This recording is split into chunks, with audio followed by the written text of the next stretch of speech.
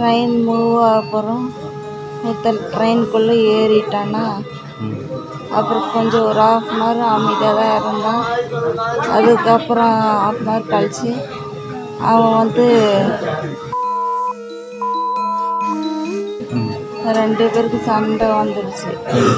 வந்துட்டு முடியை பிடிச்சி தரன்னு இழுத்துட்டு அந்த வாசலில் போட்டு தள்ளி விட்டான்னா.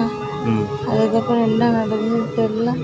ஓடும் ரயிலில் இருந்து தள்ளிவிடப்பட்ட பெண்ணின் வயிற்றில் இருந்த சிசு உயிரிழப்பு. கதறி துடிக்கும் தாய்.